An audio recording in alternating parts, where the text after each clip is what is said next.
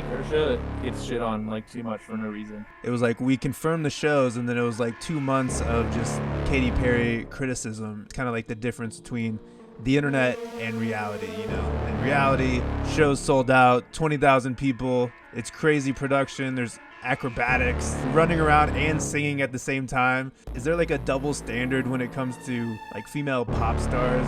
Us being DJs, we're like, yeah, we kind of just expected to go up there with our headphones and DJ. No one's like, oh, like look at their choreography. I'm really lucky. No one's like criticizing my dance move.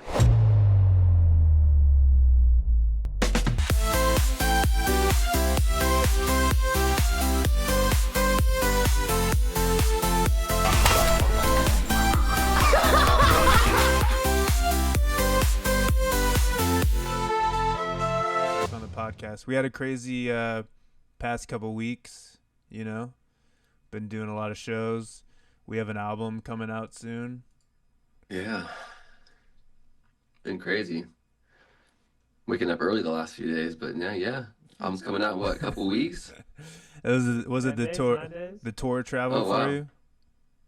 What'd you say? The tour travel for you? At 5 a.m. When you weren't there one of the shows, but in that middle gap it was like we were waking up at like a lobby call was 4 a.m. or something like that. I was like, what is going on right now? So early, dude. For everybody watching, we did a show. We actually opened for Katy Perry, and these guys had to fly to Quebec. I think you guys flew around 5 a.m. and then your flight was delayed. And it was supposed to be this really cool festival. What, like 100,000 people or something? I don't know. Everybody was playing. Who was playing it, Kev? It was like Benson Boone. We saw Maren Morris at the airport with us that was playing the festival. Right next to us. A whole bunch of peeps. I think Kygo played it too, which is cool. Yeah, a bunch of people. We missed the slot. What the heck? It's like a 16-hour travel day. Yeah, but luckily we got to play the after party, which ended up being very, very cool. You think after party sometimes it's like, oh, is this going to be like a small club? Is this like going to be, I don't know what this is going to be. But it ended up being like this massive, basically like an old castle looking thing. It was huge and looked very old. Had a massive stage, backstage. I was like, oh, this is great. And the crowd was awesome. So luckily it worked out. But I feel like I was missing out. I had to go to my brother's wedding, so I guess it was worth it. But you always get a little envious of the crowds because I had to miss that show. So if anybody, that's a good excuse, though. If anybody in the fans were watching and they were like, "What the heck? I thought there was 3 of them," just know I had a good reason, guys. Quebec fans. Tell us about the wedding, unless your brother doesn't want you to talk about it. Come on. It was a beautiful wedding, That's why I was relieved. I didn't have to wake up at 5 a.m. I got to wake up late. I just drove 30 minutes to Boulder, and then we went to Rocky Mountain National Park. Drove up the mountain. There's great views.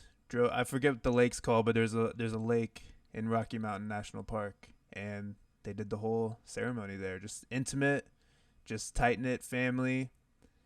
His wife's friend married them, so I don't know if she got certified online or what. She did a great job with her speech. And then right after they got married, they hiked for 2 hours, and they put their wedding outfits in, I don't know, a backpack or what, but they literally had to cross over streams, and it was intense. And then they put their wedding clothes back on for some photos so it can make it look like, because I guess there was a bigger lake, but you had to hike an hour, and none of us were gonna do that. Let's be real. That's a bit much. Yeah, my wife was wearing heels, so it's just, we're not built for that. Yeah, that's a lot. No, that's awesome, though. That's cool. Sounds like, I imagine if Trevor ever gets married, it's going to be something like that, like in the forest, Yeah, it'll probably be in the forest and stuff, but I won't make you guys hike. I promise that. Okay. Thank you. It'll at least be some sort of golf cart. We'll be in like an RV type situation. So you guys played the Quebec show. I was just chilling at my brother's wedding, and then you guys had to wake up again at 4 a.m. essentially to fly to Minneapolis, where we did a show. Yeah, because you got to wake up at 4 a.m. to get to the next city, because the next city showtime was like 1 a.m. So you need that full 26 hours, whatever it is. We got there and just slept for like 5 hours. But You're like, I don't it was, know it how was all good this. shows though. It was a fun weekend. Yeah. Just brutal travel, but it was good. You're like, I don't know how this makes sense, logistics wise, but I'm just gonna go with the flow. Yeah, just tell me where to go, when to wake up. Well, I don't know if you guys want to dive into some of the Katy Perry show, how it felt. There's about 20,000 people there, and first time opening for Katy in an arena show. And it's always fun for us. It's a quick 35-minute set, but it's cool to play to a crowd who's a little bit younger. There was kids there, which isn't normal for us. So how did it feel for you boys? Oh, I felt super. Man, I had a great time. Yeah. It was a lot of fun. I'm excited to do the rest of the shows. Yeah, those arena shows are like always just so cool, and we haven't done one in a little while like that. And the crowd was awesome. They were very responsive. They were loud. Every time you asked them to make some noise, they went crazy. So, and they sang along, which was cool. And yeah, it's definitely a different demographic than what we're used to, but it's fun to play to kids. Reminds me of my nieces. So they're all excited. So I had a good time. And the stage was cool too. The way they have it set up is cool. And watching her show after was a blast. We had to be in that little pit area up front, and the production's wild.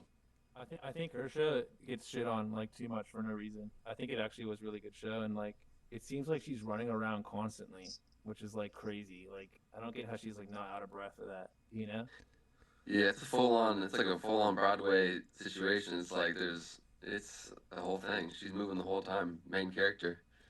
Crazy. Yeah, it seems like the last few months, not that I was nervous or anything, but it was like we confirmed the shows, and then it was like 2 months of just Katy Perry criticism. And it's one of those things where you're like, is this real? Like, are these shows just not legit? Are they not going well? Are people not buying tickets? And then it's kind of like the difference between the internet and reality, In reality, shows sold out, 20,000 people. It's crazy production. There's acrobatics. She's like running around and singing at the same time.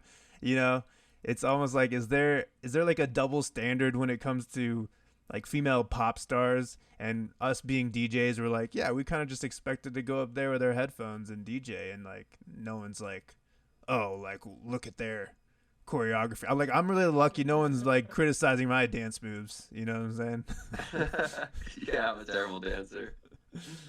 Yeah, I mean, it is pretty wild to see like how much it is. Yeah, it doesn't deserve all that considering how great of a show it is. And yeah, it's funny. There's a huge double standard, I guess, when you're able to just kind of go up there and do your thing on the decks versus needing to like really try to give a fan a crazy experience where like you're doing outfit changes and you're putting all this money back into the show that you could be taking into your pocket, and like people are still like picking it apart. It's like, Jesus, Yeah, you can't do anything exactly. right. It's and like no shade on somebody like Ed Sheeran, but it's like he goes up there with the acoustic guitar and he's just like, all they want me to do is just play the hits. I don't gotta Yeah, dance. I don't gotta wear a fancy outfit. I don't have to have crazy visuals or crazy pyrotechnics. I'm just gonna get up there with my acoustic guitar. And then Katy Perry, she's doing everything, going all out. Like the visuals were insane. I mean, the dancers were insane. And also something that I noticed, I don't know if I told you guys, because we went to the pit and we watched the whole set in like the VIP area. I had to pee about halfway through, and they like duck you down under the stage because there's a giant figure eight that she's running on, and I'm like dodging all the crew members backstage. Like they're literally lifting like sets that they're building in real time during the show, and they're lifting those off of the stage. So I was like trying not to get in the way of the crew because they're literally building these acrobatic sets for her dancers and for Katy to do. I think at one point she was upside down singing. She was just I completely think so. upside Yeah, down. She was flying on a butterfly. all the The things, dude. the butterfly flying thing is so sick. I think if we ever do like our own arena thing, we got to do like something where we're flying like that. I saw Drake just was flying in UK and London at the Wireless Festival right What after do you he want to brought fly out in on, Vanessa Kev? Carlton. If you could fly in on anything, what would it be? I think it could be cool to like. Oh, see, that's a good question. Maybe a Flying lion on like dragons, you guys. Oh, All three dude, of us. see, that would be so sick. If you could We all fly have on different dragons. dragons. We're all coming in from different angles. What is going on? These guys are That'd be so crazy. sick. We all land on the stage. No way. Like, does it need to be video game themed? I don't know. I'm trying to think. Dragons is the way, dude. Yeah, that'd be pretty sick. Oh, like Future Renaissance. Yeah, I got you. I think Fisher flies right now into his set in Ibiza at Universal. does. Flies from the ceiling, like. It's like he's like underwater or something like that. That's the whole idea. Is that what it is? I think so. I think so. I think, you know, in these like medieval times, they always have catapults. I think if they just catapulted us in, but somehow we were on a harness, but it was kind of like see-through harness to where it actually looked like we were being catapulted into the show. That's pretty sick. You know, I don't know. Maybe it could be Yeah. From sick. the back of the set, the back of the venue. Is there a way to do, you know, when they do the catapults and they like set a rock on fire and they launch it at a ship and it takes the whole ship down? Is there a way to do some like fake catapult pyrotechnics where it looks like we're launching fire into the air, but it's That's safe? cool, actually. I don't know. I'm not the guy to answer that question. I don't know. That'd be sick though. Good idea. Here, I want to play just a quick clip from the show because I thought it was pretty cool, especially during Shed a Light. We had all the lights come out, and I was like, "Oh, this is a good Oh, you vibe." got a clip on deck?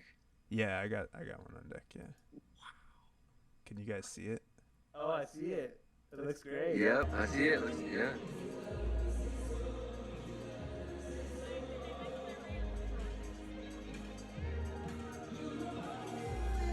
And we got there. You are, Trev. That was fun. You guys could hear that? Yeah, I can hear it. Sound dope. Yeah, that was a good moment. It was funny because part of the, you know, like we were talking about the criticism of the Katy Perry show, there's like this viral clip where she has a lightsaber. So I was like, you know, when you see the clip out of context, you're kind of like, that is a little weird. You're fighting people with lightsabers in the show. But then when you watch the show, it was actually my favorite part of the show because it's all built around this like narrative of this AI mainframe that's taking over. And she even had a whole dance sequence with her dancers where they were all wearing those Apple goggles and they had like an iPod. And I don't know if you guys caught that, but it looked like they were really addicted to their phones. So to me, I was like, oh, is she making this like greater point of we need to get back to reality and like everyone's addicted to their phone and everyone's like hooked on social media? And I don't know if you guys caught this. She even made a tweak to one of her songs where she talked about getting off social media. Like she made a tweak to the lyrics of her song. I don't know if you guys caught that. I didn't catch it, So I didn't catch it. but that would make sense then. And it kind of add up with everything. yeah, like the whole theme of the show, I'm like, oh, this is kind of like a based theme. Like, yo, get back to reality. Like, get off of the computer, get off of internet. Because the whole point of her taking the lightsaber was she was destroying this like weird AI character. You know? Wow. Okay, I love it. You know what? I'm gonna be honest. I wasn't digging into it as much. As You were as much just as you did. enjoying the music. I was like I was watching just everything. enjoying it. I was like, yo, this is cool. Look at that. Okay, sweet. That's cool. But no, that makes sense. That makes sense. Can you? Here, I'll pull it up for you guys. Do you see it right here? Oh yeah, I see the lightsaber.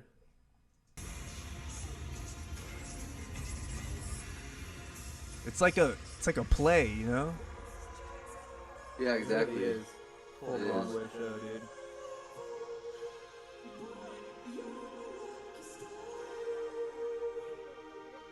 It's like you got to remember all this. Yeah, it was sick. You got to remember all this choreo, and then And there's so many people there. It was insane. It's crazy how big she is, bro. She's like so much bigger than like I remembered or I thought. You know what I'm saying? Like I think she has 200 million Instagram followers and stuff. So 200 million. which is just crazy. It is. I think as a creative person too, as a songwriter, you forget how many cultural cultural changing songs that she has, whether it's I Kissed a Girl or Teenage Dream or, you know, E.T. with Kanye West, like at the time, or even like Dark Horse with Juicy J, you know, at the time, they like made culture, and some of the people that worked on her records, whether it's Max Martin or Benny Blanco or Dr. Luke.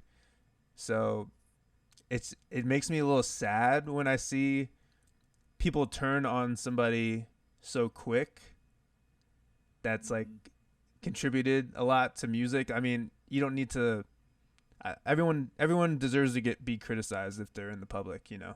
But just from like a musical perspective, like she's 20 huge hits, and like 6 of those are like decade, you know, defining songs, you know, you could say. And just from like a production aspect too, you know. Yeah, 100%. You can like bring it back to like the Britney Spears stuff, like when she obviously gave us like huge hits, and then at a certain point, public turned on her, and then now everyone loves her again because, you know, they respect and appreciate what she's done for us. So I think it's one of those things where I think in 6 months everyone's gonna love, like no one's gonna be hating again. You know, it's all gonna be love.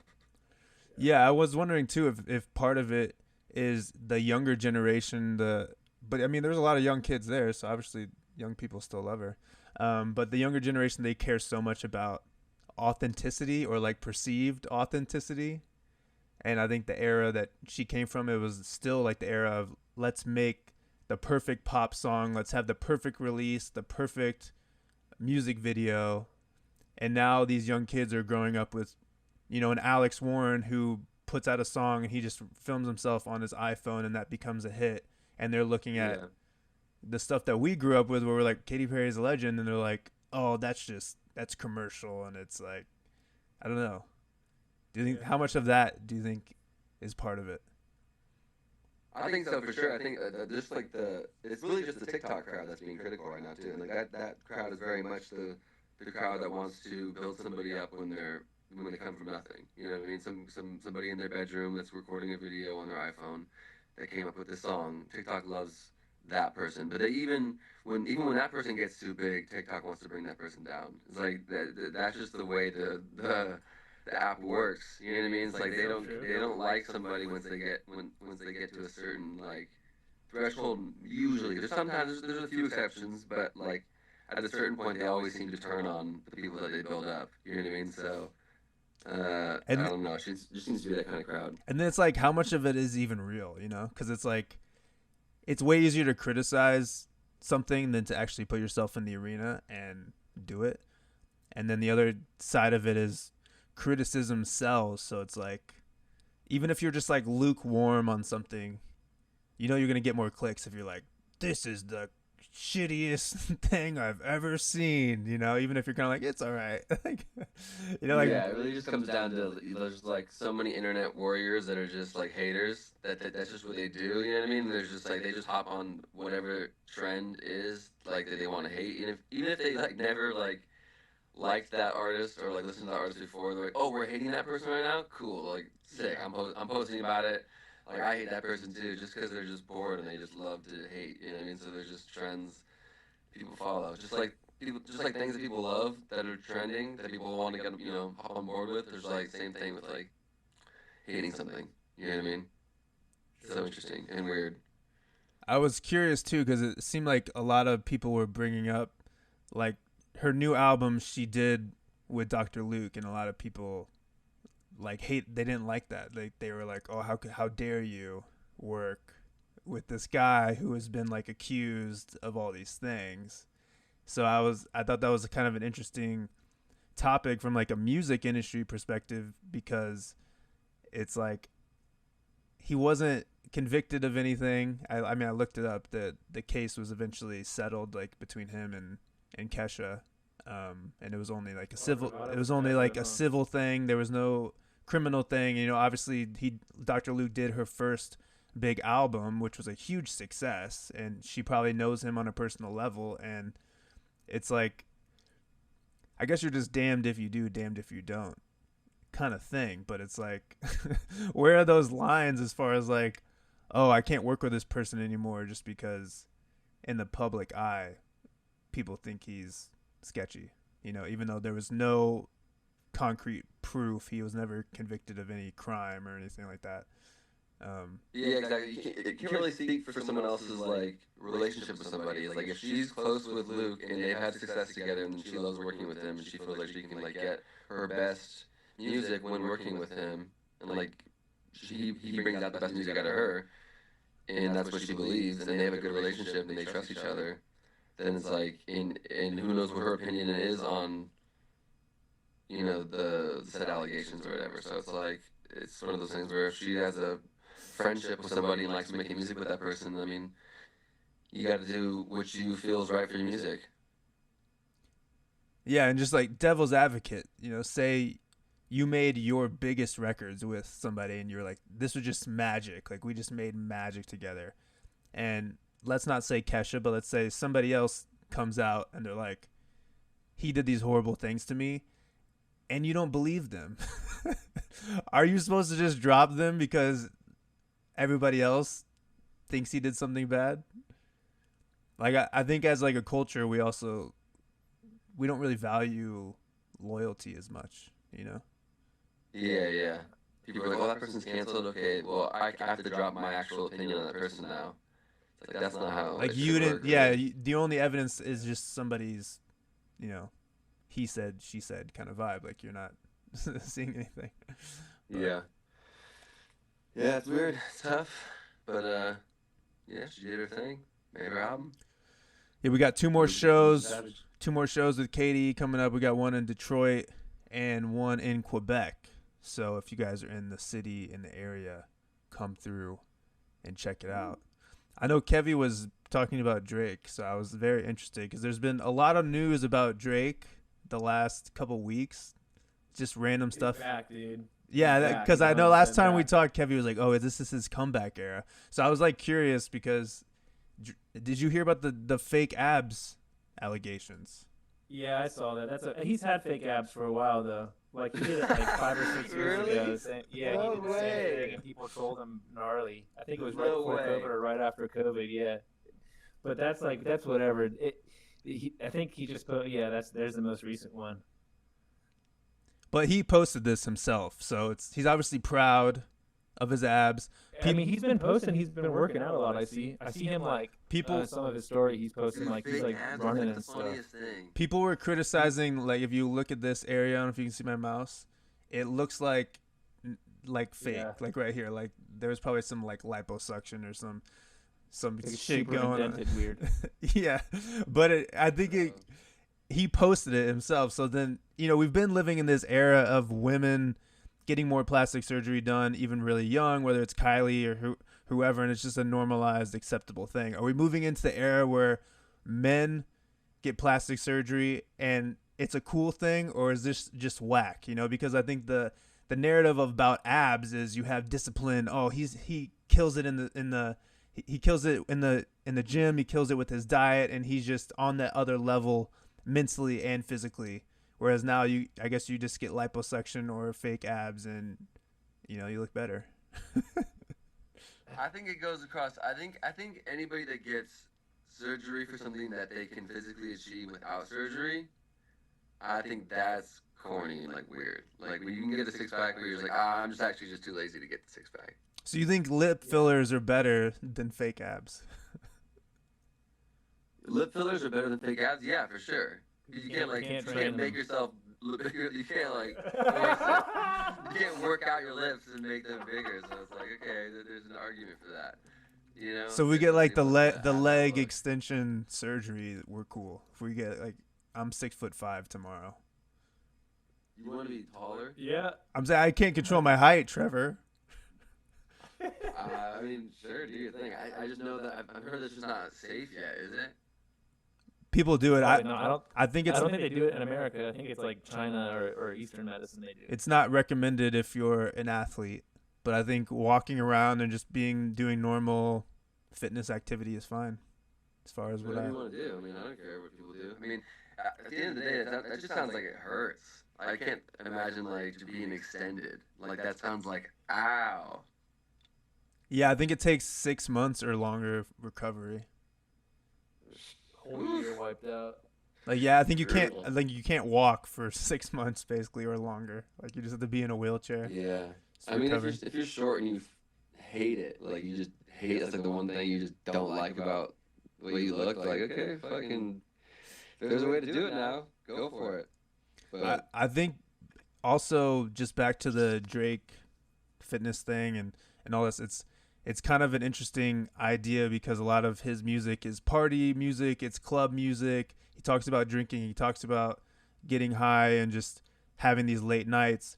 But then people expect him to be super fit. You know, it's kind of contradictory. And even like being DJs, it's like we're expected to launch the party, keep the party going. But then you see all these DJs that are becoming sober. So how much does that like ruin music for you, like Kevy, as a fan? Like you're just like, oh, these people are just promoting this lifestyle. I think I even saw like Future was saying that, where like he talks about popping mollies and pills, and like he doesn't do any of that. Like it's all like Nicki Minaj was like calling him out. Yeah.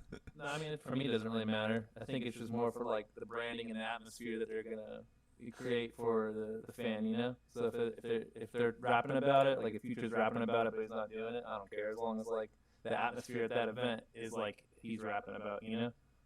Yeah, or is But it? I think Drake is really back, dude. I don't know if you guys saw the Hot 100 that came out today. I think he's number 2 on the list with his new song, "What Did I Miss?" Which I don't know if you guys have heard it, but it's so good, dude. He's taking shots at everyone like subtly, so sick. is It's like he? classic, Okay, yeah. I gotta listen to it. And it's got like the classic beat from like the Young Money days of his Trophy song. So it's like super, it's good. But he was just posting this morning like he's gonna take the number 1 spot from Alex Warren next week. Well, I'm glad he's back, dude, because he's given us so many hits over the years. And the Kendrick stuff, it's like, arguably, I mean, Kendrick won that battle, whatever that was. Did you hear about the bots thing? The thing with the bots? He has a No. He has a So lawsuit, right? supposedly, Universal is gonna settle with Drake right now for 250 million because Drake was suing Universal, his own label, because he was saying like they're using bots and stuff. But then To hype up recently, the Kendrick song. yeah, and then recently Spotify started removing bot plays, and then Kendrick lost like a crap ton of plays and a crap ton of monthly listeners. But Drake stayed the same.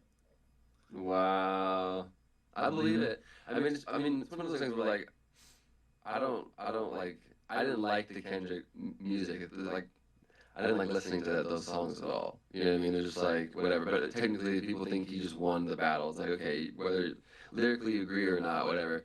It's like Kendrick is not the better artist, or like, doesn't have the longevity that Drake does. As far as he's been giving us hits for what, 15 years? Yeah, Yeah, I think he it comes down to like lyrically, Kendrick sometimes has better bars, but as far as a song and like a structure of a song and what gets people going, Kendrick can't Yes. really touch Drake on that level as far as commercial. Not even close. It's like a one dance. That's like a record that Kendrick probably could never do. Yeah, it's like you only just care about rap, and you're just like, I'm only talking about like lyrical bars, like who is like more creative or like whatever. Maybe you might want to pick on Kendrick, but like, yeah, hits, Drake all day, every day, So, He brought out Vanessa Carlton at his show, oh yeah. which is like so sick, dude. Like you can't see Kendrick bringing out Vanessa Carlton, you know. And the fact that he did 3 back-to-back nights headlining at Wireless Festival is huge. Like 3 different sets, 3 different stage designs, pretty crazy. That is crazy. There's an image going around of Drake where I guess I didn't even know he had this tattoo, but he has some sort of LeBron tattoo. It's the number 23 with Irish, like, which is the school that LeBron went to in high school. Have you guys heard about this? No. I know the tattoo. I haven't seen like what's the update since I think him and LeBron are beefing now heavy. So what exactly are they beefing around? This is kind of like a low. So, I have an image, but it's kind of a low quality image. But let me. I can't see what the after is, but they're beefing because they were like best friends. And then remember, I think it's like 2021 or 2022. Drake had that 15 hours till a man, blah blah blah song. He brought out LeBron to the show. LeBron was like, hyping him up at the show. And then Kendrick, when he was doing his pop up in LA last year during the beef, LeBron showed up to Kendrick's show. So Drake just was like, you're like a fake friend, you're fake. And I think he talks about it in that new song, What Did I Miss? He definitely takes shots at Rick Ross. Got Wow. it. So it happened during the Kendrick beef. So now what the reports are, because I guess you were talking about his shows. Were they the shows in London that he did? He did 3 shows in a row, or it was a festival that he headlined. He came out with new ink, and instead of the LeBron tattoo, which is 23, that says Irish on it, and now it says number 2, and it's Thunder, which is Shai Gilgeous' number, and he just won the championship. So a lot of the basketball people are pointing it out. You know, Shai Gilgeous is also from Canada. I think he's from Toronto, but I could be wrong, but he's definitely from Canada. So it's funny how the NBA, there's a bunch of NBA players that are like on Kendrick's side, and there's a bunch of NBA players that are on Drake's side. Like just this last weekend, Kevin Durant was like dapping up Drake on stage at the Wireless Festival, you know. And then there's like the other rappers that are supporting Kendrick, like LeBron, because it's coming out it's more. I guess if you're more of like a West Coast guy, then if you're LeBron, how much of it you just feel like you have to because you play for the Lakers? Yeah, that's what I'm curious. Is like that has to come into his mind, you know, when he's playing, or when he's gonna do it, when he's gonna show up. Because it's like if he doesn't show up to LA's hometown rap boy to his show, then he's an LA Laker legend. Just looks weak. But I'm curious, like on the backside, like did he pay him for it? Did he pay for that like cosign? You know? Who knows? I look at LeBron that he cares a lot about his legacy and his brand, and he probably only has a couple years left of playing. So I think everything is just looking towards the future, you know? Yeah. And if he won a championship as a Lakers, so he's just looking at it as like, however I can be in good with the city of LA. You know, it's like if he's seen with Drake now and he's like good buddy, all of a sudden there's going to be a narrative like half the city of LA hates LeBron. It's such like you're a forever Laker legend is more important than, you know, like I was actually living in LA when everybody turned on Dwight Howard. I don't know if you remember that. Yep. Good old Dwight. He played for like a year. He played for a year or two, and then he basically asked out. They traded him, and then on the radio in LA, they would literally play like a mix of like hip hop songs, and they called it the Dwight Coward mix. No way. For like months. So imagine you're like, and you know Dwight Howard's a Hall of Famer. You're a Hall of Fame center. You went to the championship for the Orlando Magic. You hurt your back, so you're literally recovering from a back injury. You get traded to the Lakers. You have a bad first season back, which he claims he came back too early. And then, you know, Kobe basically treats you like crap the entire time you're on the team, and you're just like, I don't think I want to play here anymore. Like, this sucks. And then the entire city is calling you Dwight Coward. You know, I'm sure LeBron thinks about these things. He's like, it's not worth it. Me being friends with Drake or me like pretending like I'm better friends with Kendrick. Like, you know, what's the cost benefit analysis on that? You know? Yeah, it's true. 100%. I did want to ask you, Kev, since you're the local LA native, there's been a lot of trade rumors with LeBron, and I guess Rich Paul, his agent, he's been putting out some weird statements. You know, it's almost like he's talking about it in the past tense. Like, oh, the Lakers organizations have been such a great organization. We want to play for a champion contender, and the Lakers are building towards the future. So now everyone's making a big deal like, oh, LeBron doesn't want to be there anymore. And then he was recently at Summer League here in Vegas, which is where I live. And the media was trying to talk to him, and he's like, I don't got nothing to say to y'all. And a lot of people took that as like, you know, he's like mad at the Lakers or whatever. He has 1 year left on his contract, and there's apparently 4 different teams that want him. But do you think this is real? Do you think he's gonna leave? Like, I think he will leave because did you see Bronny just turned down his offer that he got? I don't know if it was a spoof or not, or like a fake or whatever. But I think they offered Bronny like some extension, and it was like up to $45 million, and he turned it down. What? Well, you're kidding. Yeah. Do you think they'll both go to the same team? I think so. And then there was LeBron that was liking some tweet about bringing him back to Cleveland. But I don't know how Cleveland is. They were okay this year, right? I didn't really follow them too much. But the fact that Bronny would turn down, they think he can get more money, but it's like I don't know, bro. 45 mil for like what a couple years extension is pretty crazy for like second year in the league, you know? That is. Wow. Oh, see, no, that's fake contract then. Unless it isn't, I can't read what's it say. Oh, okay. This is from Sports Illustrated. It says he responds to fake contract. So yeah, I don't know. Guess it's up in the air. I was gonna say that's insane if he turned down that money. It So makes that- sense if it's fake because that was like 45 million, probably for like a 5-year deal, so he's getting $9 million a year for a second round pick right after the first year. That doesn't make sense. So they're saying there was a X account called NBA Centel. They posted on Thursday about a fake story and that his current contract is 4 years worth $7.8 million. So that's why it's so crazy. It's like everyone knows that LeBron James is such a big story that they're just like, oh, I can make a fake story and make money off of this. Yeah, 100%. Yeah. They fooled me. But I think the big red flag for a lot of these people is the fact that there's all these rumors and like LeBron, he's not coming out and talking to anybody. Like he's basically been ghost this entire summer. He's super pissed about the trade that they did with the like Luka. I think his name Luka Don. I don't know how to say his last name ever. Luka Doncic or whatever. Yeah, he's pissed about that trade. Why is he mad about that? He wasn't informed on the. I can't remember who's their general manager. Pelinka. Yeah, Pelinka didn't inform LeBron at all. So basically, it shows that they are going to build LA without like thinking of LeBron's input or like taking what LeBron has to say into account for. Which is so funny because you're 40 years old and you have 1 year left on your contract, and it's like, bro, I'm not gonna let you run the team like somebody from the front office. Like, what do you expect? Kobe retired at what, 40 years old, right? Or 40? How old was Kobe when he retired? It's a good question. So like LeBron, I think LeBron is past retiring. Like he needs to retire. I think, you know, he should have retired after the last championship. I think, but Kobe was 37. Whoa. Yeah. So years passed. From a Lakers fan perspective in LA, do you think it's the new era? We're in the new era of Luka Doncic, and LeBron's era is over. And do you think LA is gonna embrace Luka as like a similar level of a star? Yeah, I think they will.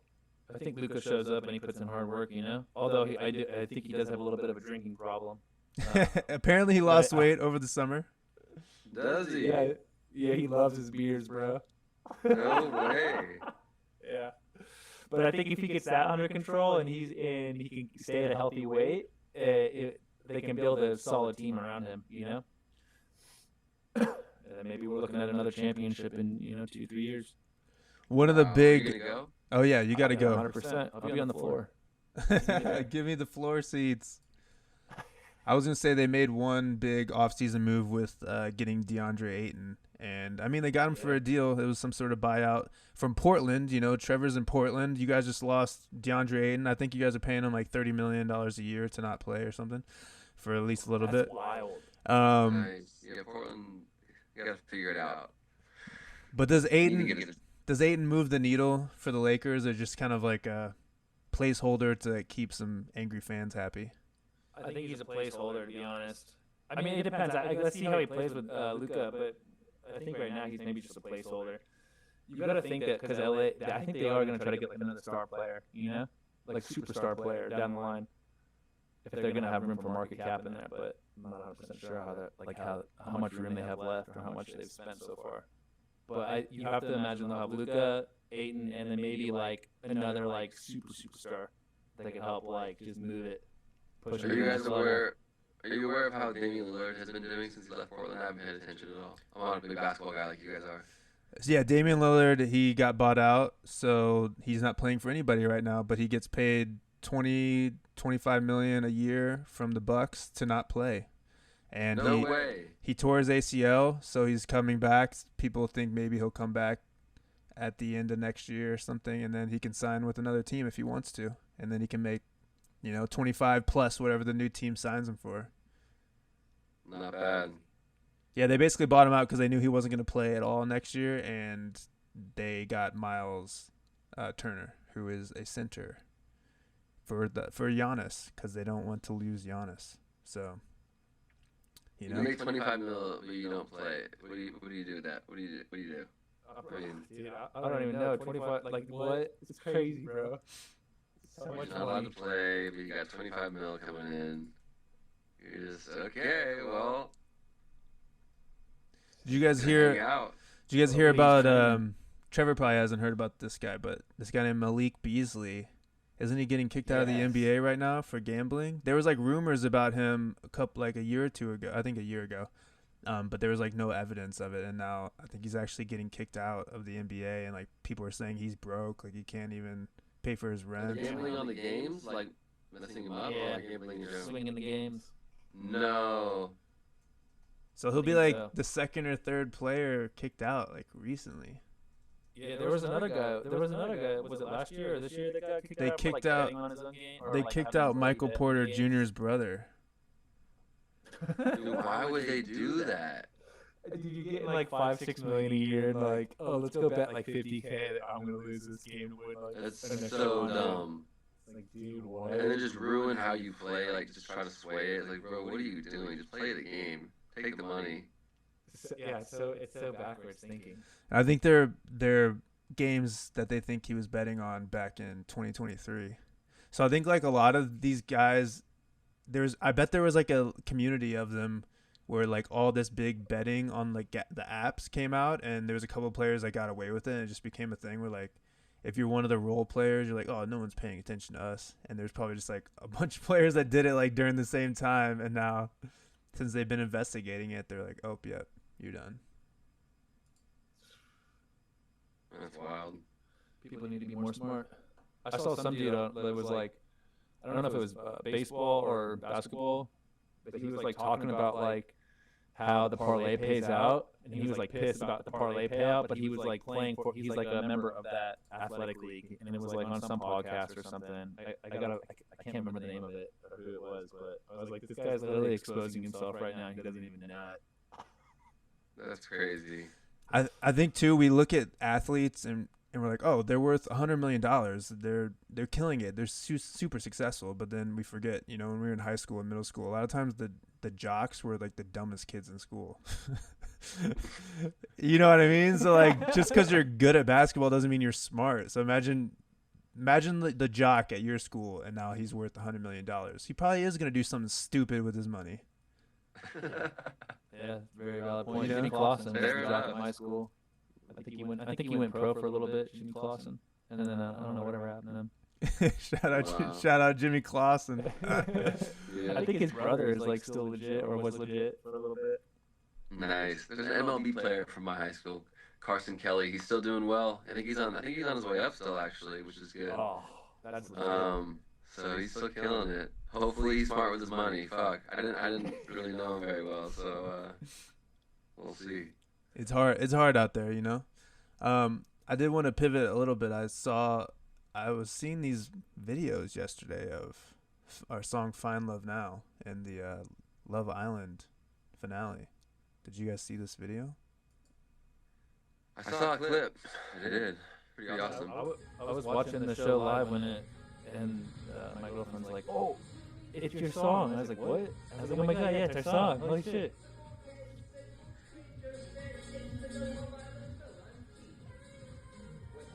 Shout out Uncle Rob, who was like filming this. I don't know if they were already watching this or. Uncle Your Rob. uncle? Yeah, that's John's- Uncle John's John's uncle. uncle. Oh, that's great. That's so funny. Yeah, because you know we've had a lot of songs in Love Island before, but that's like the finale, and that's the main promo of the episode. I mean, it's pretty. Yeah, it's USA too, which I think that might be our first one on USA. We usually get the UK, and I think last year we had Head Up in UK, but having it on USA, and I think it just got ranked it's either I think it's number 2 highest Nielsen ratings in history for a streaming show. So Not- there's at least like Not 5-6 bad. million live viewers at that time watching that, which is wild. That's wild, dude. So many people were I've been talking about it just on socials lately. I've been just so many posts about the Huda. I haven't watched it, but Oh yeah, Huda. I don't like Huda. She's kind of yeah. Oh, you've Well, been watching it. So have you seen all of it? I watched the season? whole thing. Yeah, What? I watch it live every night. Yep. Okay. this is. I thought I was just gonna say thought this it is was- what's crazy to me is I only watched a couple moments of it, but my wife watches it, and there's like 30 episodes a season. yeah, because how they do it is they do Monday live. It's like Big. You guys familiar with Big Brother? Yeah. So it's just like Big Brother. There's cameras constantly filming around the house. Monday night is like the Sunday night from before the day before, right? Monday night it airs. Tuesday night it airs. Wednesday they take a break. Thursday night it airs. Friday night it airs. Saturday night it airs. Sunday they take a break. So there's like 2 breaks I think throughout the week where they like do like the after sun. And it's like a podcast setting. And they just kind of talk to other people.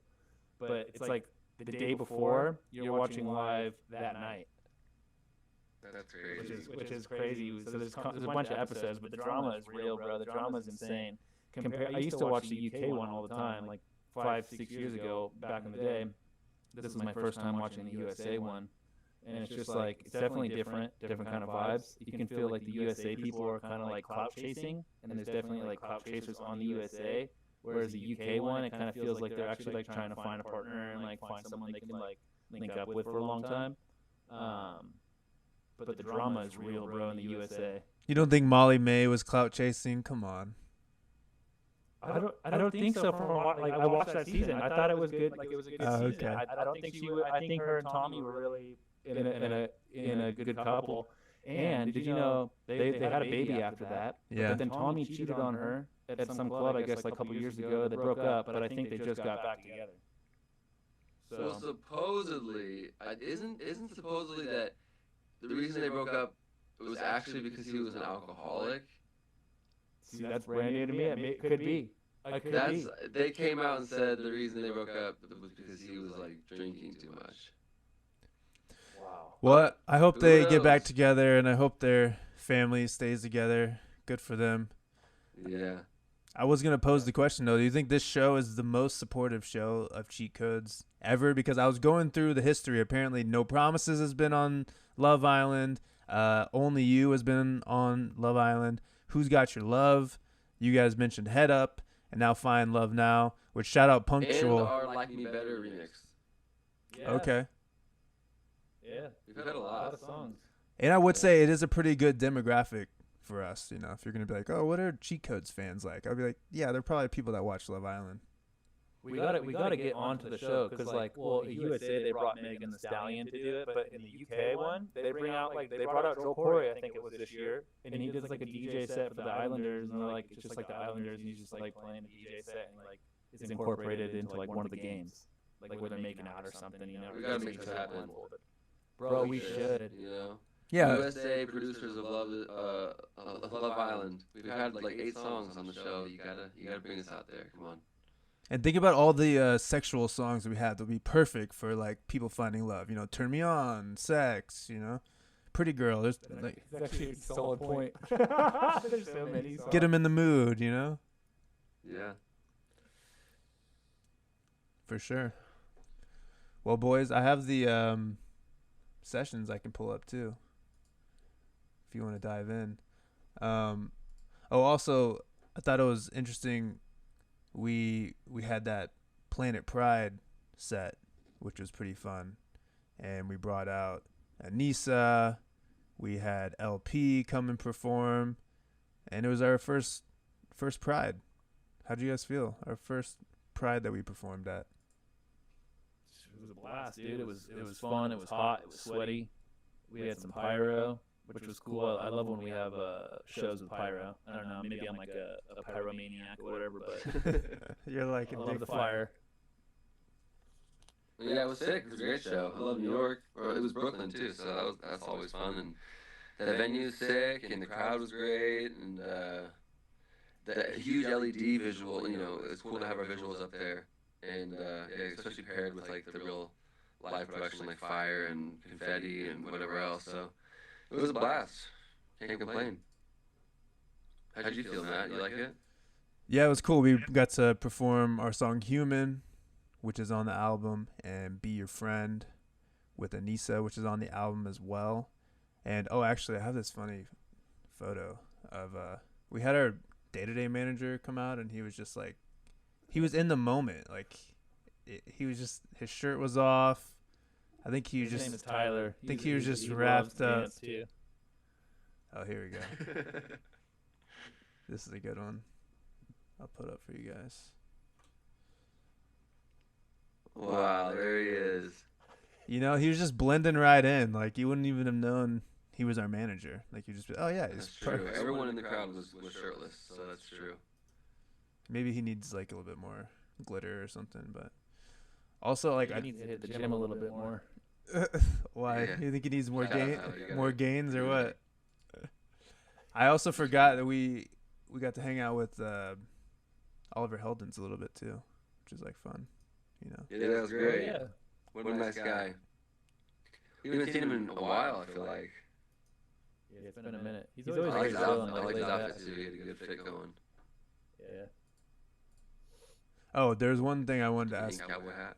What were you gonna say, Matt? There's one thing I wanted to ask you about, because I was like going through the photos of the show, and I was like, what was Trevor reaching? Like, some guy handed you like a mystery box, and there's like this photo I of you. can't see it. I need to zoom in or something. It looks like a sour patch. Yeah, it Kid. was some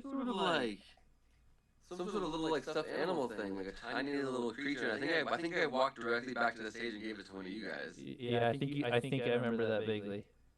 I think I just put it on the booth or something. Or I think I came up to Kevin and like put out my hand like I was giving him something. And he reached out and I gave him the little I figure. can't remember what it was. That's so funny. Kevin, what'd you do with it? You still have it, right? Yeah, it's just right over here in the back. I just can't reach it right now. But it's right over here. Tucked it away, safe and sound. You know, it's always good when fans show the love, you know, and interact. You don't want like a bored crowd where they don't seem like they're into it, you know. No, you don't want that. Come You and want a bring hyped up us gifts, you know. Why not? Yeah, sweet. I wonder what those were. Maybe they're hyped like Labubu's or something, and we just don't know. They're worth like tons of money right now. We had like Yeah. no idea. Dang it. 40,000 per little one. That was Oh my god. that was a funny show because it was in New York City. It was in Brooklyn, and then Yeah. for some reason our hotel was in Jamaica, Queens, and Yeah. That was a wild night because you guys remember the little car meetup thing outside? yeah. So Oh, yeah. Roll the clip. it was like 45 minutes from the venue, and then it's like 3 a.m. after. Was this the night before, or this is the night after, right? It was like 3 a.m. We got to wake up early for the next show, and I'm just hearing these noises like fireworks, and I keep hearing people burning rubber, and I'm like, what the hell is going on? And like, I look out the window, and this is actually the video that I think Kevy took, but This is great, dude. like they're really going for it. We stayed at the Fairfield, by the way, so this is right outside the hotel. The highway's like right there too, isn't it? Yeah, literally right behind it. And this probably went on for 30, 40 minutes. No cops Yeah, came. at least. No cops came, right? No, they eventually Not until came. the very end, like, and once the cops did come at the end, it was like, bro, they dispersed so fast, like Did they? crazy. Yeah, there's everyone running. But the cops didn't even like get out of the car. They just kind of like pull up and like there's like 20 cop cars like with their lights on, just pulling up, and they all just like disperse and run away. Jeez. I don't know how like I was watching for like the whole time because I was like, oh, I'm gonna see someone probably gonna get hit. Yeah, they were Yeah. so close to getting hit every time.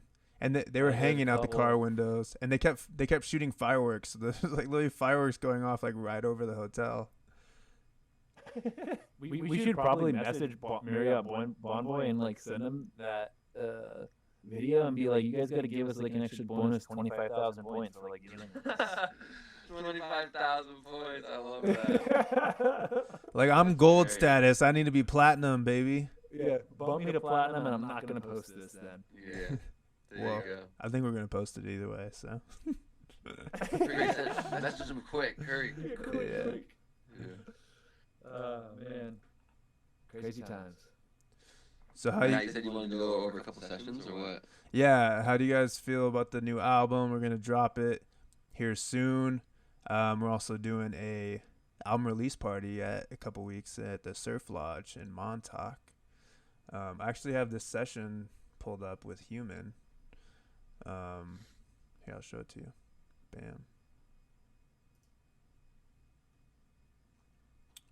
There was a couple of tracks.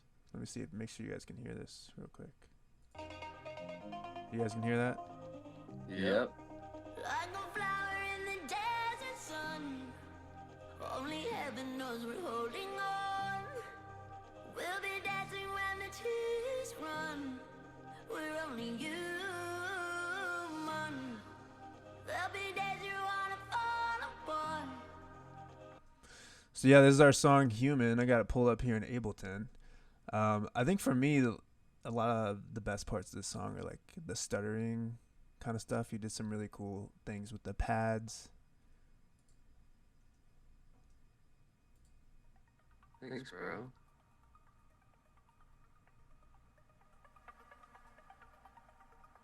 Little plucky pads.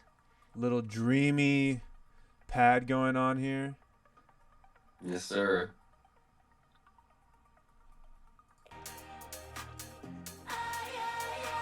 What was your favorite part of this track, production-wise?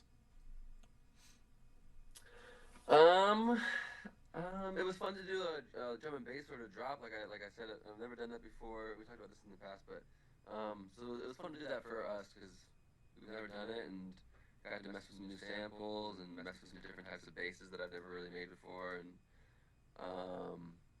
yeah, so it was a good time. But yeah, this one was cool to do. I added acoustic guitar to it. We added that cool stutter effect to the vocal with LFO tool and some reverb and OTT and what else did we do to this song? There's some almonds here with those plucky pads and stuff like that.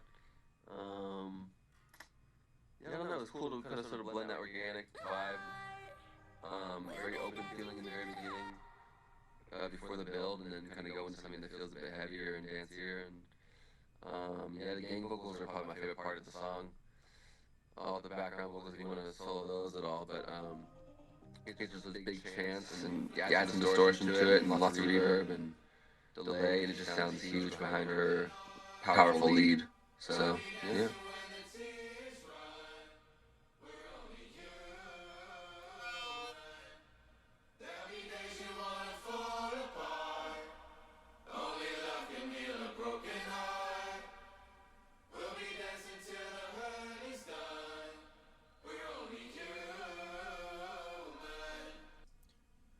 Are some of those your vocals, or was that part of the demo? That was part of the demo. I think I did some vocals somewhere in there. I'm not sure what part I did, but yeah, that was the original demo background vocals before LP was involved. Heaven knows we're holding on. Yeah, there's a lot of great stuff in this track for sure. Yeah, it's a fun one. Fall apart. Only love can heal a broken heart. Woman. Oh, I should go to the drop real quick, huh? Sure. We're only human.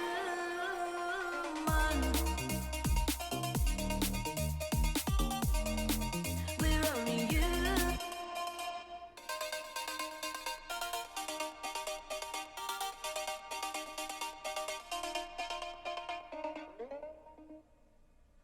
So you were using things like LFO tool to make this stutter effect? Yep. We'll be Nice. We're only human.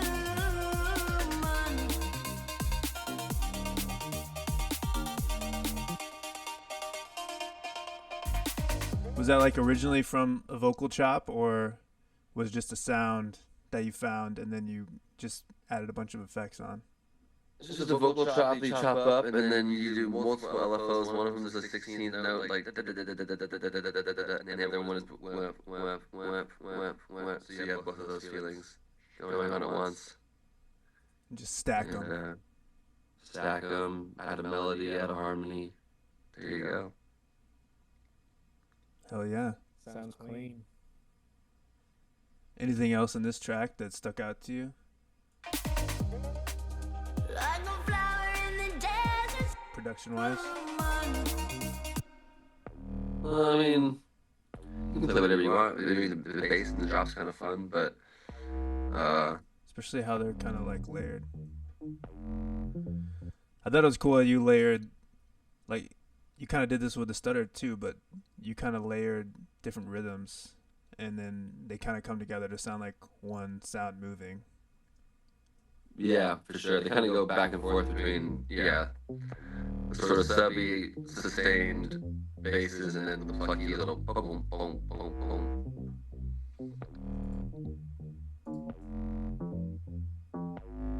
Like, you essentially have 4 basses layered right here, which I think when you listen to it, you wouldn't necessarily think.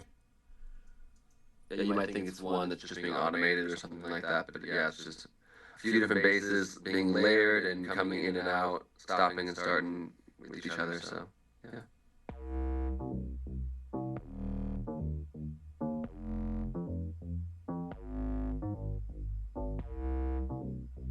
Sounds sick.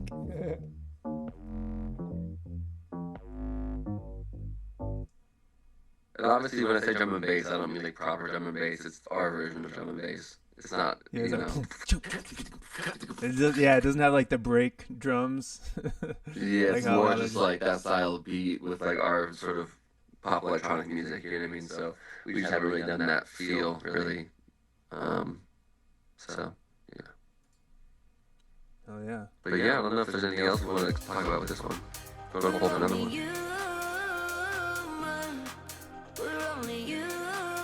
I think you had some like really cool atmospheric stuff in this one too.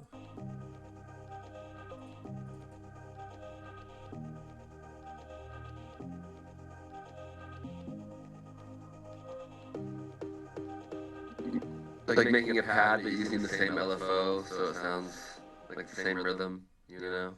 So they're all linked together. Adding just atmosphere as opposed to being a lead. Dope. You want me to open another one? Sure, whatever you want.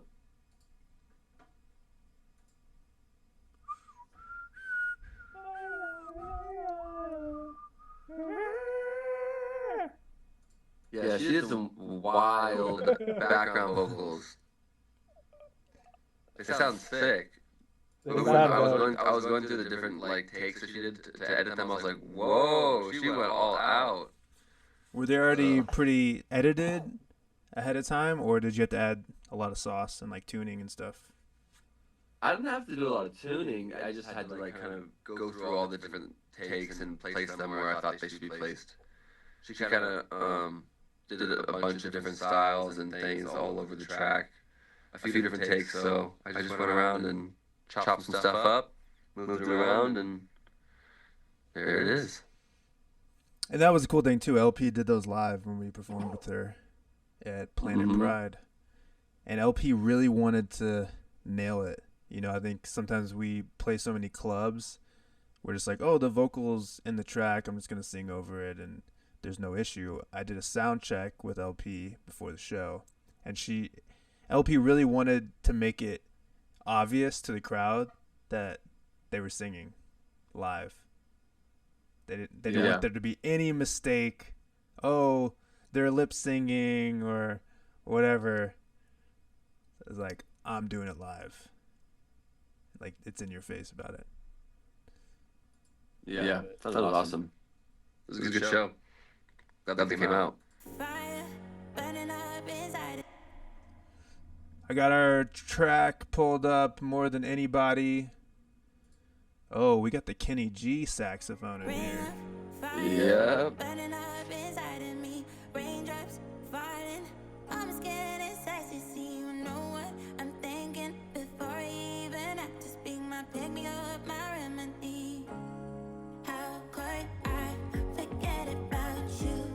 I wonder if you have the original saxophone in here. I do have it in there. It's layered in there really, really quietly, I think. But Kenny's is much louder. what was the process like going through all the saxophone takes? Kenny made it pretty easy, luckily. He only gave me, I think, two or three files that were pretty well like done before. I didn't have to like move too many things around or edit too much. I just kind of added my like plugins to it, some sauce. Probably some like I don't even remember. But it might be like you can check right now, but it might be like CLA unplugged and some distortion and LFO, things like that, compression. So is this arcade saxophone the original one that you used? Yeah, that's the original. The arcade was the first sample I messed with. So yeah, you can kind of we can kind of let them hear it real quick.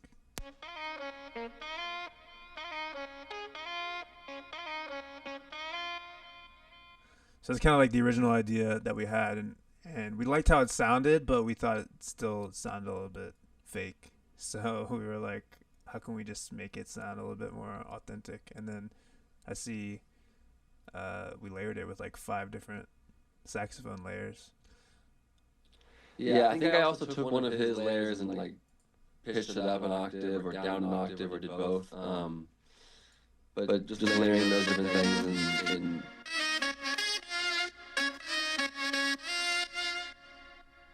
Wow.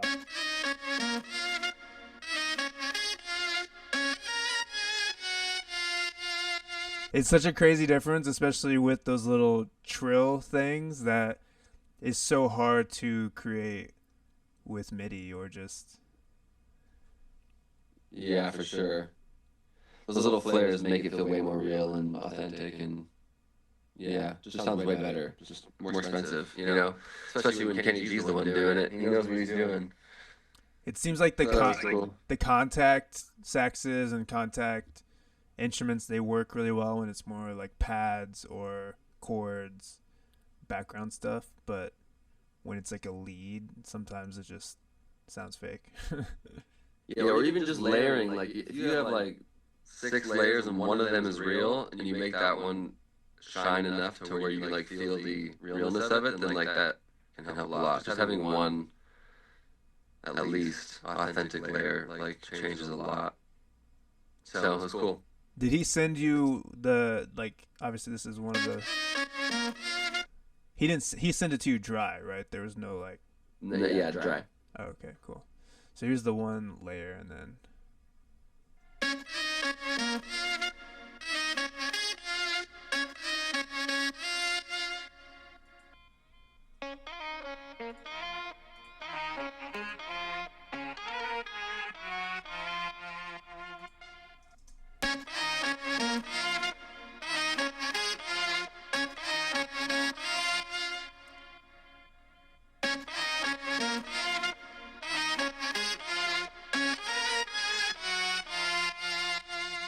Yeah, so that's all of them put together. You can kind of hear too, because Kenny actually plays a soprano saxophone, so it's nice to get the lower octaves. I know you have the arcade one, which is MIDI. Did he send you low octaves, or you just like pitch shifted it?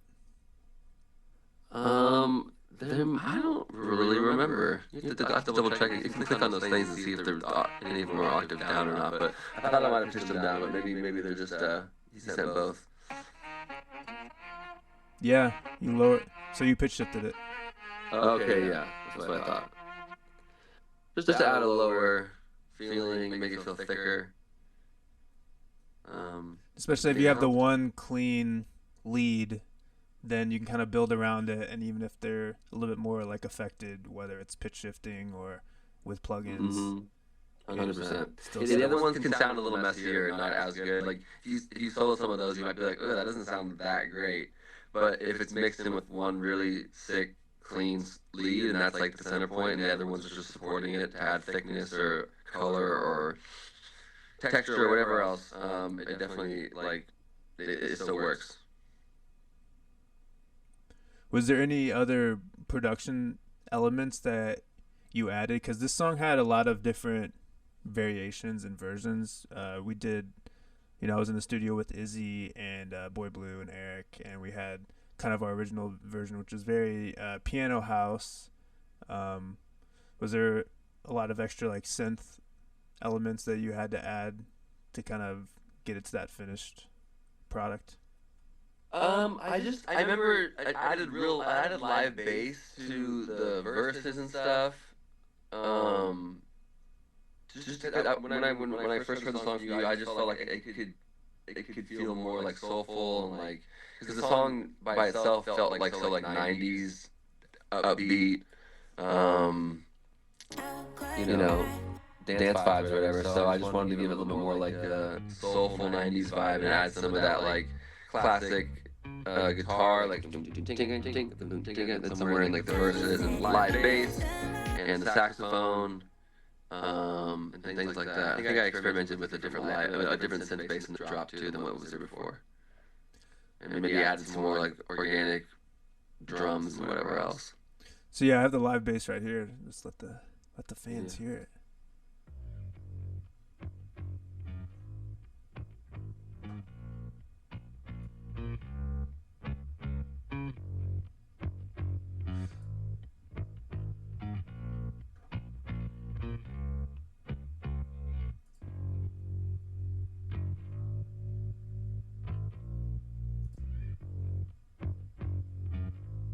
Nice, the little ups, Yeah, little slaps on the higher ones.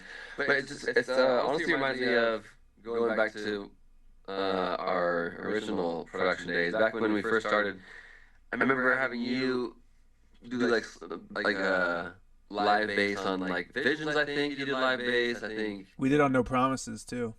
No Promises was a couple little yeah exactly a couple little punches. So it was cool to kind of do that with some of these new songs too. Let me see if I can pull up that synth bass that you're talking about. Do you like to use Serum a lot? Yeah, I use it a lot. It should be orange, by the way.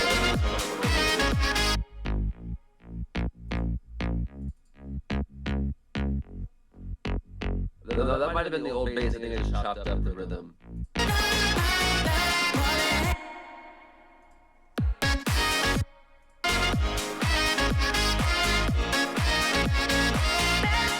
I think this is the main bass in here, unless this isn't the final version.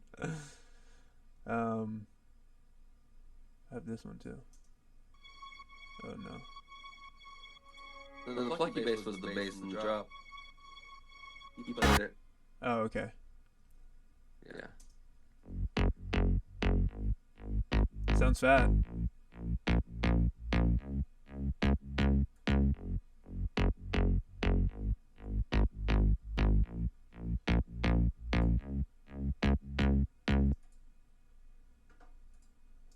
Yes, sir.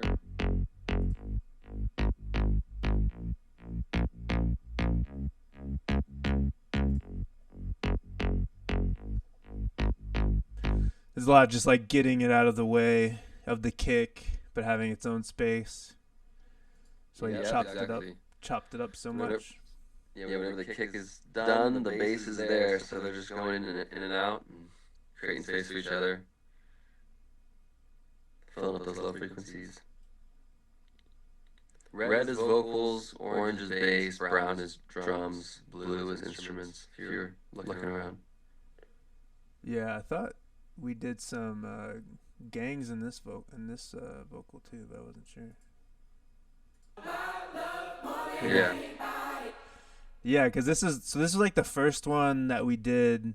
Actually, I don't know. Don't Leave kind of had a gospel vibe to it, which is kind of interesting because we're friends with Jackson Foote, who wrote on Don't Leave, and he randomly has written these like country gospel vibes. So I guess it's kind of makes sense. And then we did this one separately. I did it with Izzy, and we're like, oh, it has this like gospel vibe. If anything gospel vibes, you need some big gang vocals. It has to feel like you're in that church choir vibe and adds that soul. 'Cause you know my love more than anybody. Love that. Sounds sick. Matt, I can hear you. Oh my I God, hear guys! that. I'm in the session. I'm in the You record. sound I'm great. sang. It's crazy. So yeah, that's more than Hey. anybody. Any other cool elements you think I should show? Some omnisphere. It's always fun to hear the drums. That's true. You want to just solo on Oh, check this. What's this? What's this? Drop, whatever. It says organ ripping. Oh, that's sick.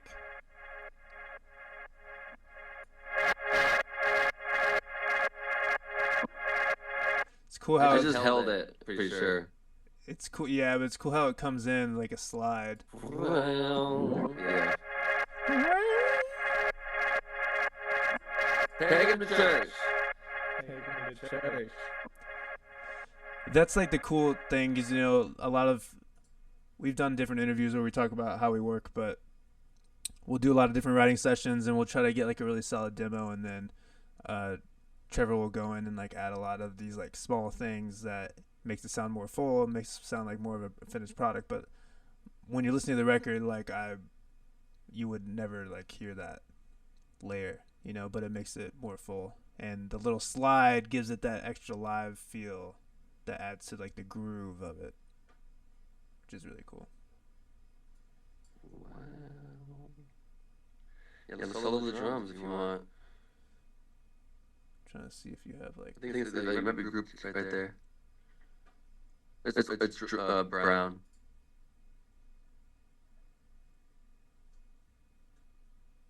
I don't think they're grouped. Oh, they're not? Oops. Sorry. Dude, I gotta solo so much stuff.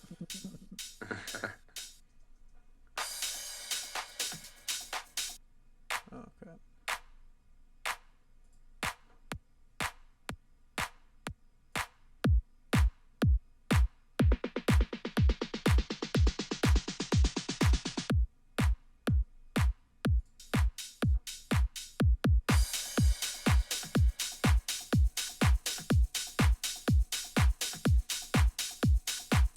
Dope.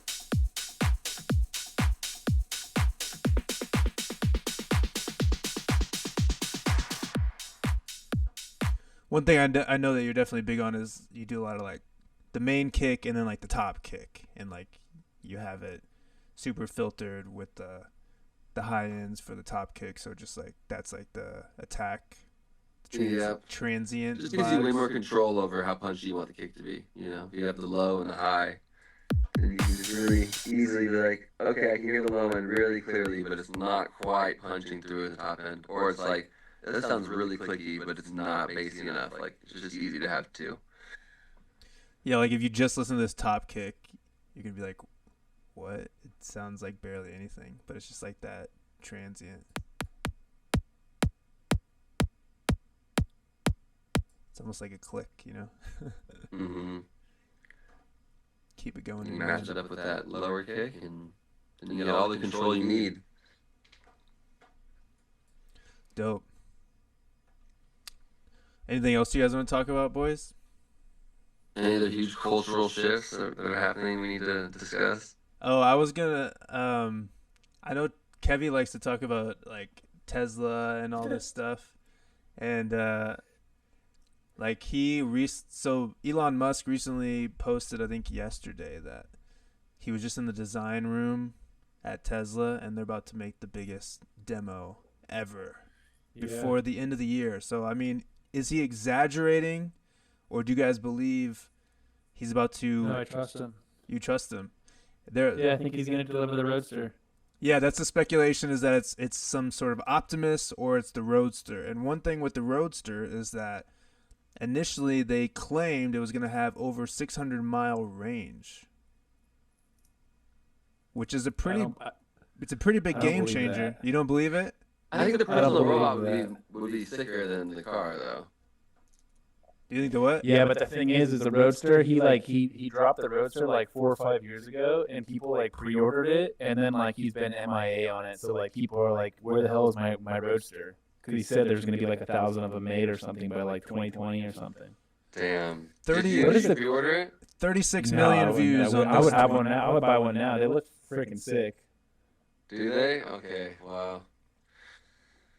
I gotta look. Did you see that?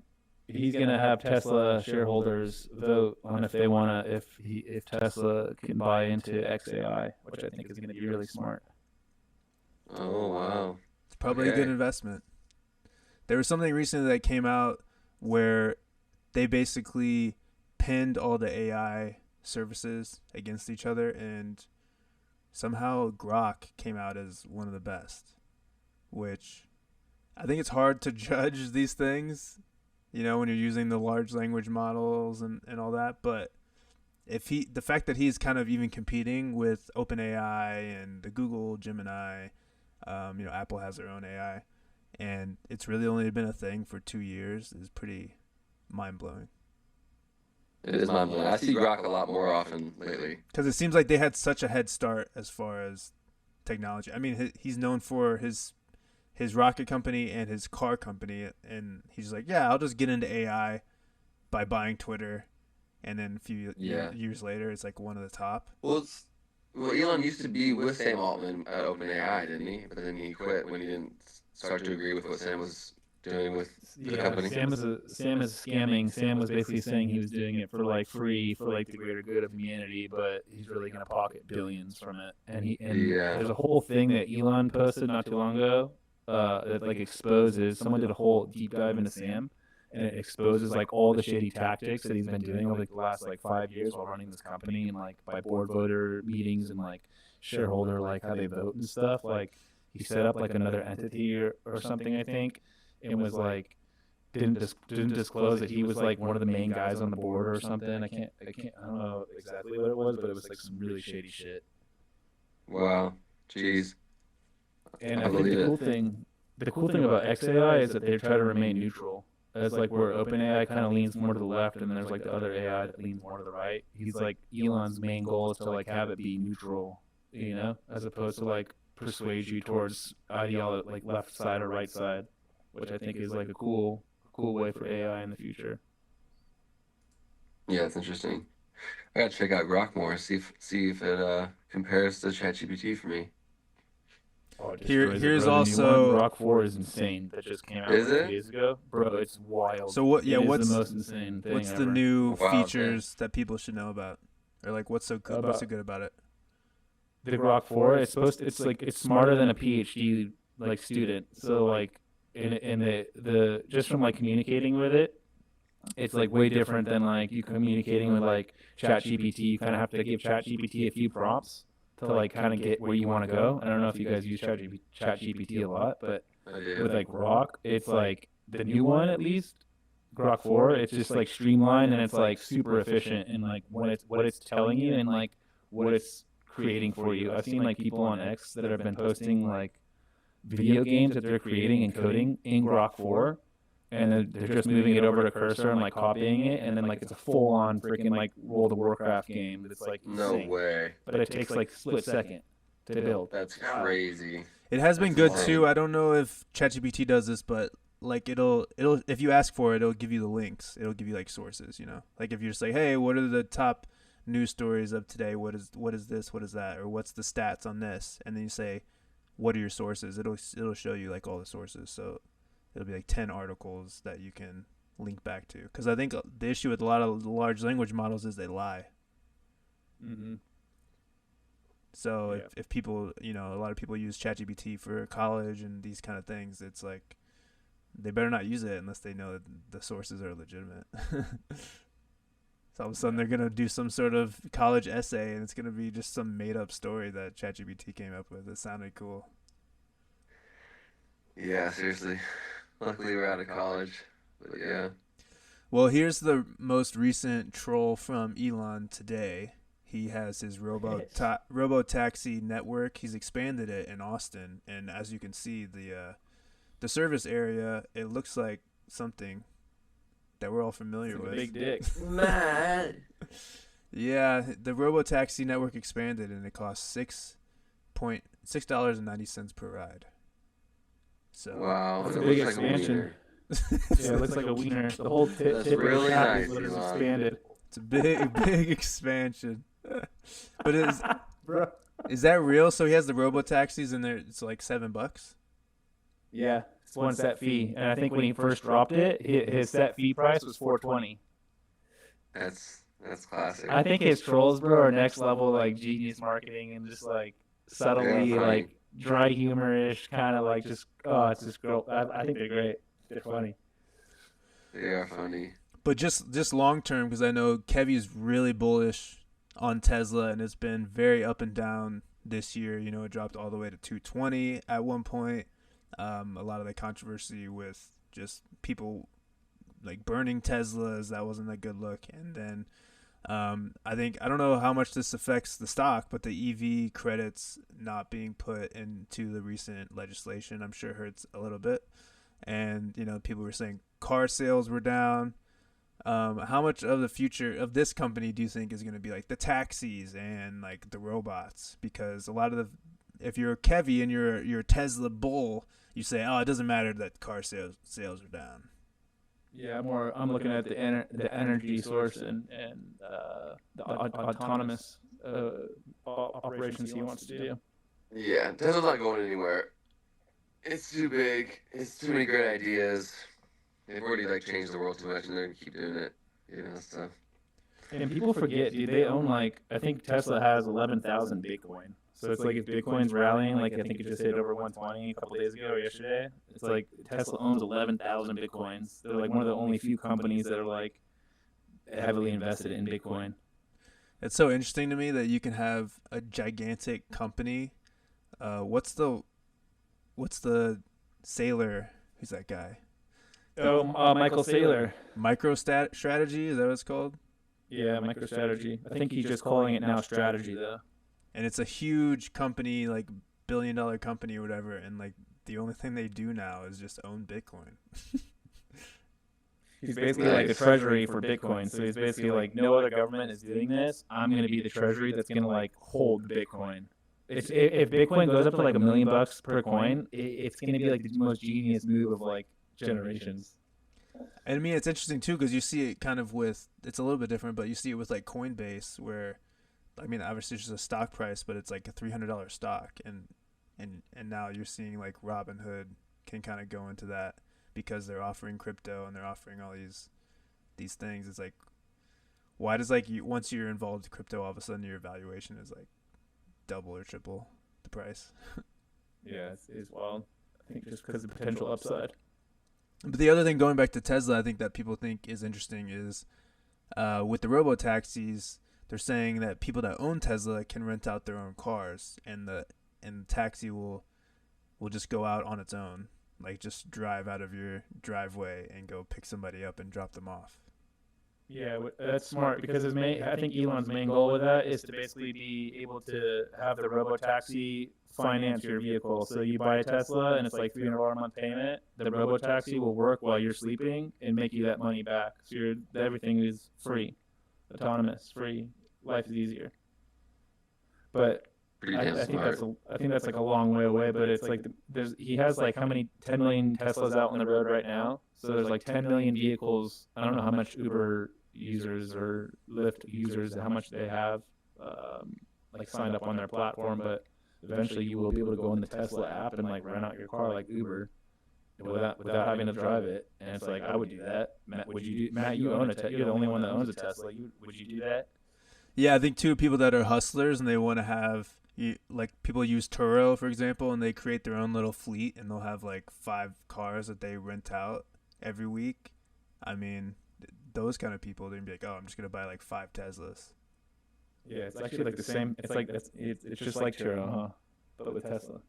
But it's like if they just drive themselves, then it's even less that you have to worry about, I guess.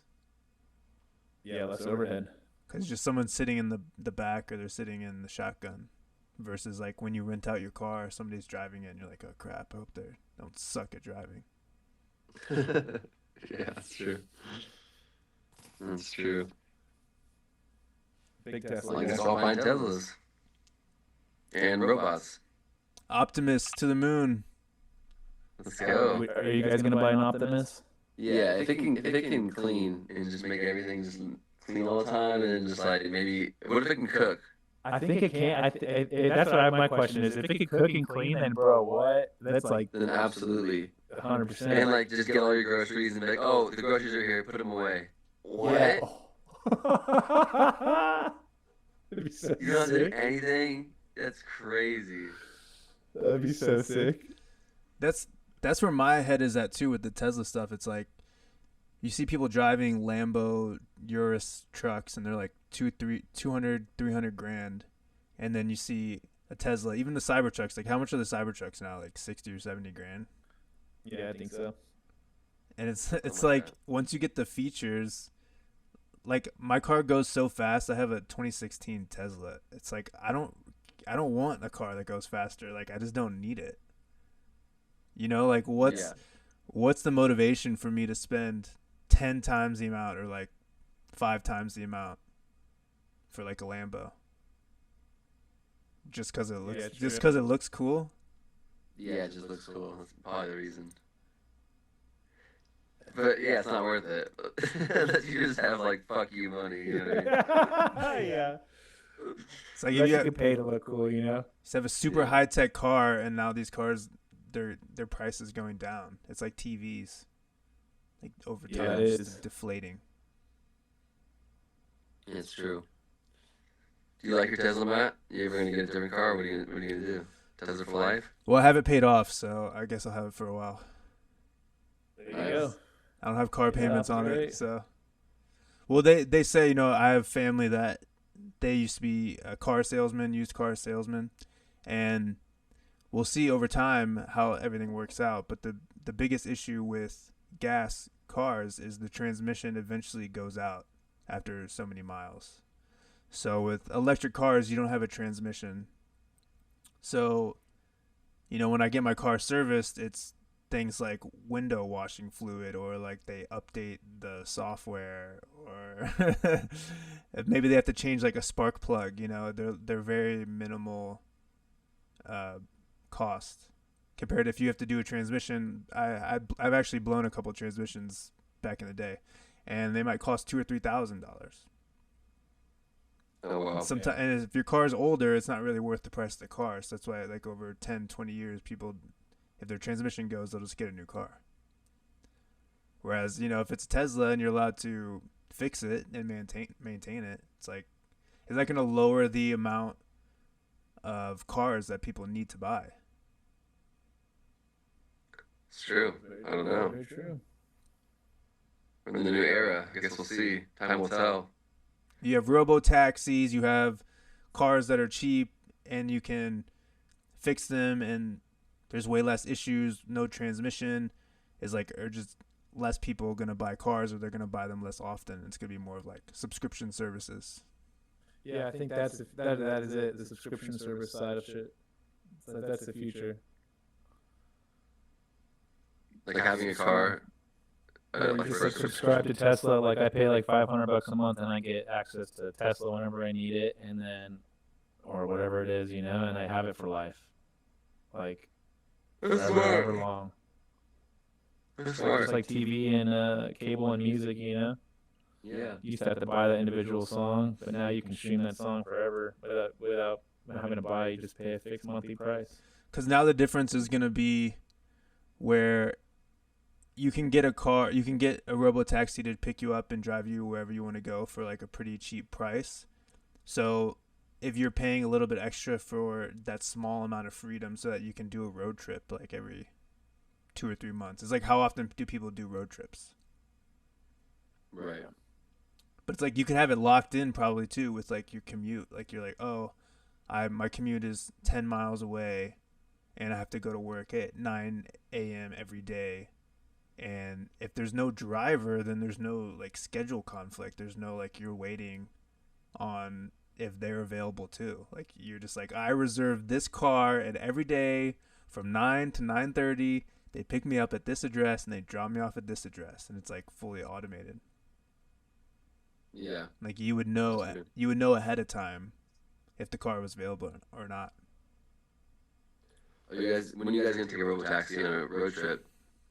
Did you guys trust it or no? I don't think they do road trips. I think it's more just urban areas, like driving around. Okay, let's say in 2 years they offer, just nationwide. You gonna take it from you can take it from LA to I would probably do it if Grand it's like Canyon? a robo shuttle or like a robo bus, but probably not if it's just like a normal car. Okay. I would do it. I would do it. Some of the videos I've seen of like the FSD in China, although I think China maybe has a different version than what's allowed on the United States, but the FSD in China is wild. It's insane. It's like moving around like unmarked roads and climbing in mountains and stuff with a Cybertruck. So I would trust it enough.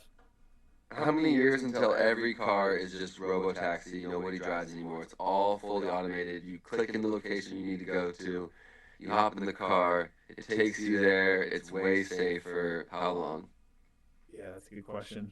I would 100 say years, probably less, 50 years? maybe like 25 to 50, I would say. I know people are going to be hesitant and resistant because they want to drive their own cars, but at a certain point, it's going to be like, okay, when you're going somewhere, you take a robocar. But like, if you want to drive somewhere, you take your car to a designated place to drive it for fun. Yeah. Yeah. Yeah, You know what I mean? is it gonna be first? They get you with convenience, right? And then eventually, once it's say like, oh, 70% of people they don't even own cars anymore, then I think And it's that much safer. It's already saved millions of lives. And people are, okay, great. Yeah. then I think they'll ban it, Exactly, yeah, they'll have to. or it'll be a separate highway. Like you'll have here's the automated highway, and then you'll have the outer road that goes next to it where crazy people that drive themselves drive.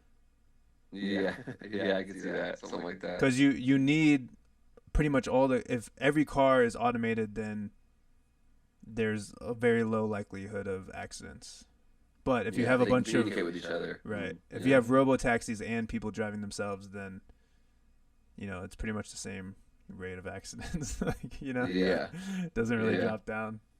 So I'm sure like if they sell that, like, oh, we're just gonna have this one stretch of highway and it's all automated, or like similar how they have in Vegas, they have the Hyperloop and it goes under the casinos and Yeah. it's just Teslas, and it's like they're gonna be able to show like, oh, there's literally never been an accident on the Hyperloop ever because they're all just automated Teslas, and they're just gonna start implementing more and more of those. I mean, it'd be smart if they were all underground, like downtown areas. He Yeah, was that'd be trying to cool. build the Hyperloop in LA, remember back in the day before he left California. Yeah, that's So true. I think that's a high probability. I mean, it seems like the safest and smartest and fastest route to like be able to like introduce it to society at like a global And scale. it's smarter to me too if it is privatized. I don't love things being run by the government, but it's like most normal people don't want to ride the bus or the subway in LA or New York. New York's a little bit different because you kind of have to, but it's like if it's more of a private company that they're incentivized to keep it nice and like fancy, and you pay $10 and you go into the Hyperloop under LA, it's gonna be You're in your own car. Yeah. your own little capsule that's like you have privacy and like you're not worried about some crazy drug addict like peeing on you. Yeah.